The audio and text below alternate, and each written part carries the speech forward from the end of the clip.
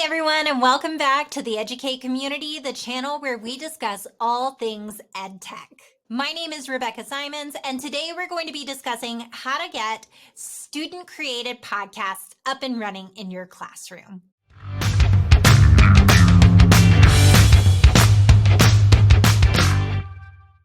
In this video, we'll be covering everything you need to get your class started on their podcasting journey. As a teacher, there are several important decisions you'll need to make up front, so we'll cover those first. Then we'll move into demystifying podcasting equipment, and finally, we'll wrap things up by walking you through our step-by-step student-facing podcasting toolkit. So let's get things started. First of all, I am so excited that you're thinking about having your students create their own podcasts. As you begin the planning process, here are a couple things you'll want to keep in mind before having your students press record. The first thing to remember is that podcasting is the tool, not the goal. And it's important to keep ourselves grounded when we're using technology in the classroom by putting student learning at the heart of everything we're doing. To help support you in this mission, we've developed a podcasting unit planning template. Please feel free to make a copy of this for your personal use. Now, the planner begins by asking you to think about your content objectives that you're going to be addressing during the unit, but it also has a section for objectives that may be specific to podcasting. This is a great opportunity to integrate speaking and listening standards into your unit. Here's an example of an objective I might use. Students will be able to use sound effects as an audio convention to help effectively communicate their message. What this means is I'm going to spend time teaching my students how sound can be used to develop mood and help listeners create mental images while they're listening. It also means that this is a component that I would assess in the student's final product. The next section gives you space to think about what mini lessons and supports your students are going to need to be successful during the unit. For example, one of our professors here at Murray State has her students create podcasts based on primary source documents. So one of the mini lessons she's built into her unit is how to analyze this type of a source. The second thing you're going to want to consider is whether your unit is going to be student-led or teacher-led. Now, what do I mean by this? Well, it boils down to who's going to be responsible for making the decisions about variables like the podcast topic, the format, the length of the episode, group size, roles. All of these variables can be found under podcast focus on the unit planner. As you're making a decision whether your unit's going to be teacher-led versus student-led, I would consider the following two variables: student age and prior experience with podcasting. This could be the amount of experience that your students have or the amount of experience that you personally have. So the lower that your students fall within these two variables, the more I would recommend for the project to be teacher-led.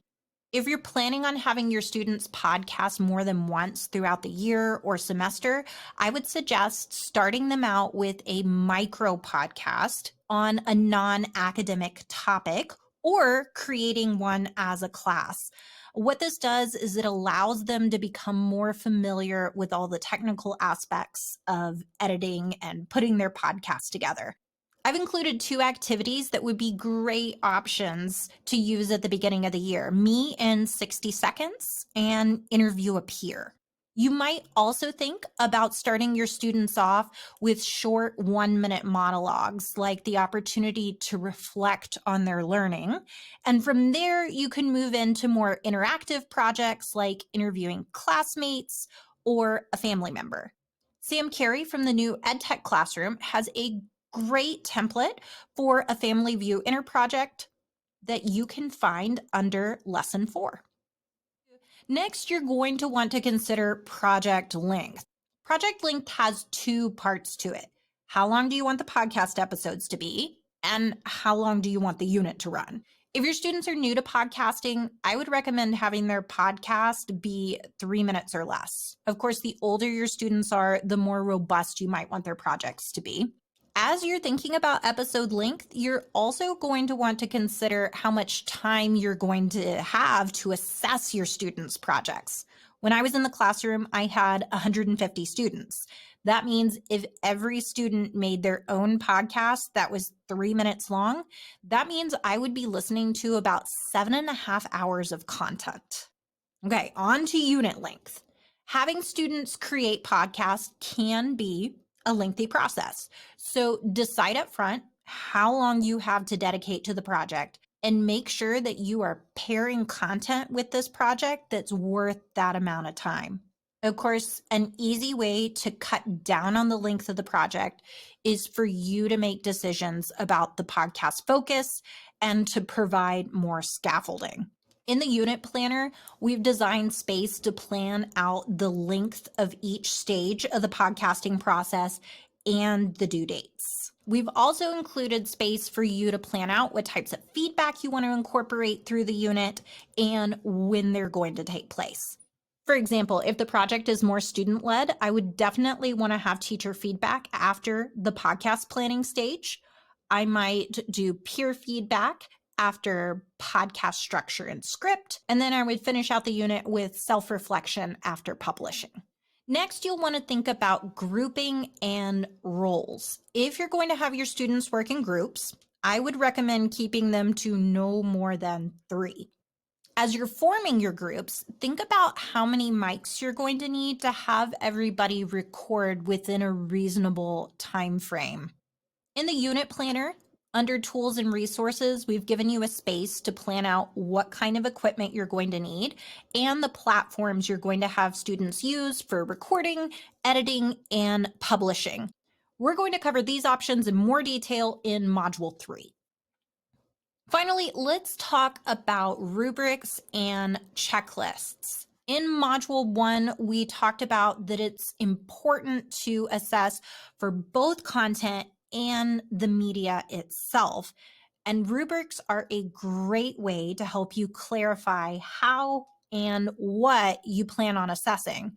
Not only that, but it's a great way to promote student self-assessment and peer assessment, which helps your students build that lifelong skill of providing constructive feedback. I've linked several rubrics you might be interested in checking out. You can use them as is, or you could easily modify them to reflect the objectives that you've decided you want to assess.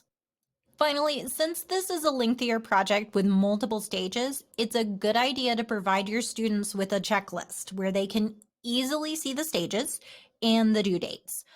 We've included a sample one in our student podcasting toolkit.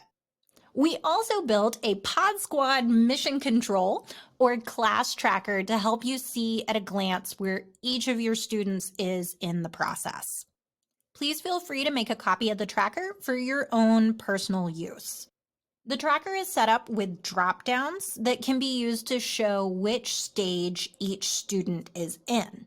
If you need to check in with a student to give them feedback or because you notice they're falling behind, you can simply click the checkbox and it will highlight them, making it easy to see who you need to conference with. Each column also has filters so that you could sort students or only look at a specific group. For example, maybe I only want to see students who are in my first period class, and I want to sort by which stage they're in. And now I notice that Draco, Harry, and Ron are really behind, and so they all need to check in with me. Okay, let's talk equipment. Podcasting equipment can quickly get confusing, especially if you don't have a background in audio. So I'm going to try to help demystify some of the equipment choices for your classroom. Bare minimum, you're going to need a device to capture your audio. This could be a computer, a phone, or an iPad. And technically, everything else is supplemental.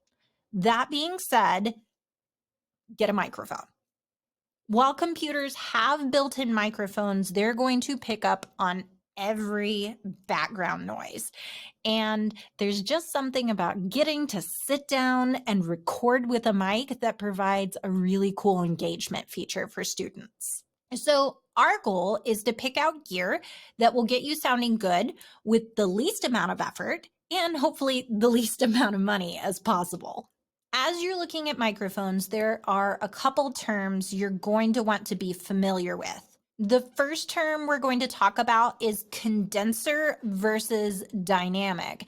And these terms refer to the ways that microphones are built and how they function. So dynamic mics are more durable and they aren't going to pick up as much ambient room noise. Condenser mics are capable of recording a more crisp and detailed sound, but to use them, you really need to be in a studio or a very quiet space. Now, most classrooms or schools don't have this kind of space, so the best suggestion would be to opt for a dynamic mic. Next, we're going to talk about what's called a polar pattern. And this term refers to how the microphone reacts to sound coming in from different directions. An omnidirectional mic, like this image you see here, is going to pick up sound equally from any direction.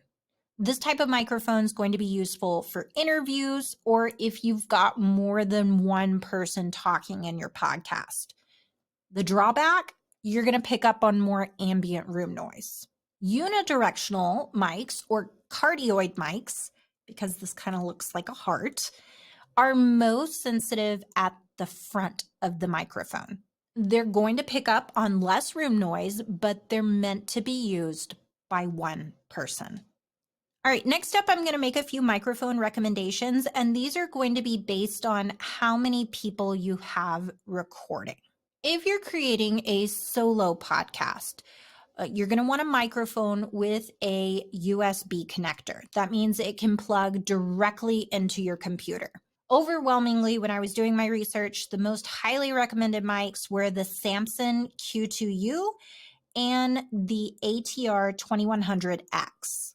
Now, based on the reviews I read, people liked these mics for a couple of different reasons. First, they've got that USB connection, and they also have an XLR output, which is great if you want to add an audio mixing board later on. They also have a headphone output so that you can hear yourself while you're recording. Additional add-ons you might want to consider include a windscreen or a pop filter. Microphones are really sensitive, and having this kind of a diffuser over the mic is going to help soften letters like your S's and P's. I would also highly recommend using headphones when you record. Headphones are going to allow you to monitor your voice as you're recording so you can hear if you're becoming too loud or too soft. Now, you can use something as basic as the headphones that came with your iPhone if you still have a pair with an audio jack laying around. Or if you're looking for a step up, check out some studio headphones like these. Now, if you're wanting to record more than one person, there are two paths you can take. The first option is to use that omnidirectional mic that we were talking about earlier. This kind of mic is going to pick up sound evenly from all directions. My recommendations for an omnidirectional mic are going to be the Blue Snowball, the Blue Yeti, or the Blue Yeti Nano. Now, the cool thing about these mics is that they have multiple pickup patterns, so you can use them as an omnidirectional mic or a cardioid mic where it's going to pick up sound directly in front of it. The other option would be to purchase multiple cardioid mics like the Samson Q2U or the ATR 2100X. Now, if you're using multiple cardioid mics, you're going to need to use an XLR cable to connect to an audio interface or a mixer.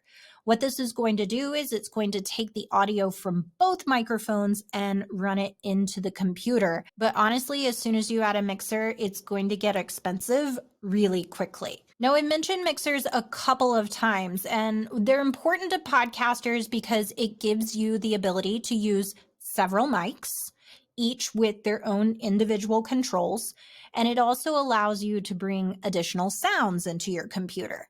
The brands that I saw most highly recommended were the Focusrite Scarlett 2i2. This is going to allow you to connect two microphones. Another popular option is going to be the Rodecaster Pro, which can connect up to 4 mics. So to summarize, we feel that if you're looking for the best bang for your buck, that you should go with the Blue Snowball, simply because you've got multiple recording options with a single mic. Now, we haven't even gotten into boom arms or shock mounts, but just know that there's even more advanced equipment out there if you or your school really gets into podcasting or maybe sets up a podcasting club. Now, in schools, most of us do not have a dedicated quiet space where students can record. So if you're interested in improving your sound quality, then we would encourage you to check out the links to the DIY Soundbox or the video from NPR that has some great DIY soundproofing hacks, such as the Pillow Fort, which is used by NPR's correspondent Don Gagne. And if you want to learn even more about podcasting equipment, then check out this great blog post from teachercast.net. It does a great job of tackling this topic. All right, so we've talked about the podcasting unit planner and we've talked about equipment. So let's move on to the heart of the unit, which is what we're going to have our students do.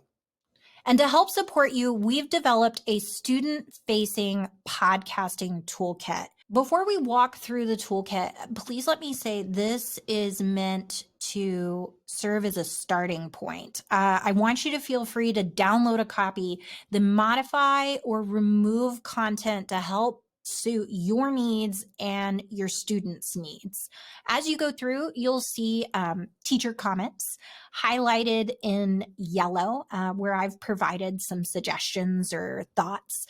Make sure to remove them before you share this toolkit with your students. And finally, I want to mention that this toolkit is designed to be 100% student-led, where they're making the majority of the decision. So I've tried to embed lots of resources that they could use to help support them through the entire process. So let's walk through the toolkit together.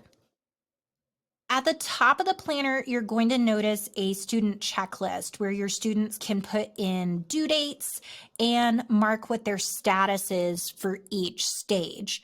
Each stage is also hyperlinked, so students can jump directly to that section of the toolkit. Stage 1 is the explore stage, which was designed to get students thinking about what they know about podcast and the questions they might have. I would probably also play a few clips of high interest podcasts and do a demo of the recording and editing platform we would be using to help build some interest and some excitement. Stage 2 is an incredibly critical part of this unit, and it's where students will listen to several podcasts to get a feel for the different types that exist and how podcasters use audio to tell a story. I set this up where a model would be completed as a class. Then I included a link to the assignment where students would listen to 2 more podcasts independently.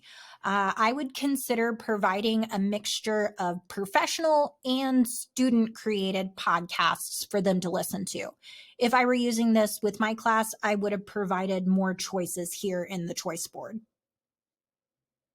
Stage 3 is the planning stage, or what was labeled as podcast focus on the teacher unit planner. Now, as I've mentioned several times, you can significantly cut this section down by making these decisions ahead of time. However, I built it as if students were making all the decisions. So throughout the planning section, I've included examples and resources in case students get stuck. Stage 4 is where students will start crafting their script. Many students probably think that podcasters simply walk up to the mic and record their episode. but there's actually a lot of planning and writing involved. If you're having students complete research for their podcast, this would be included in this stage as well. The resources in this section include different podcast structures and different ways they could approach outlining their script. Finally, I've also included a sample script. With this tool, I modeled two different kinds of scaffolding. One is the fill in the blank intro and outro, and the other is the table or graphic organizer structure for actually writing the script. Stage 5 is where students will revisit their script and think about the audio elements they want to include. In the resources, I've included the different types of audio elements that are typically used in podcasts and places where students can find free sound clips. For each resource, I tried to list whether attribution was required or not. Personally, I think this would be an amazing opportunity to incorporate a bite-sized lesson about digital citizenship and what it means to credit others for their work. In the graphic organizer below, students would select what type of audio they're using. They can provide a link to where they can download the sound and then talk about where they're going to use the sound and why they're using it. The why here really targets critical thinking, trying to get them to focus in on the power of sound within this medium. Stage 6 is all about promotion and branding. Here, students are going to create an episode teaser and cover art for their episode. In today's society, you need something to draw your audience in so they will actually listen to your show. The episode teaser is going to require students to think back through their episode and synthesize the main ideas they're trying to share in a couple of sentences. The cover art is going to ask them to think about what images will visually communicate the idea or theme that they're trying to share about. Stages 7 through 9 are going to cover recording, editing, and publishing. These stages are going to be heavily dependent on the platforms that you choose to use, and we are going to cover these in depth in Module 3. Finally, I hope you'll take a few minutes to check out Lesson 4, where we've tried to curate several podcasting assignments you could use in your classroom. Thanks for joining the Educate community today for Module 2 of podcasting. We hope the skills you learned in this video will help support you on your podcasting journey with your students. If you're interested in more tips and tutorials on all things EdTech, be sure to check out our channel. Also, don't forget to like, comment, and subscribe so you'll be notified each time we post new content. See you next time.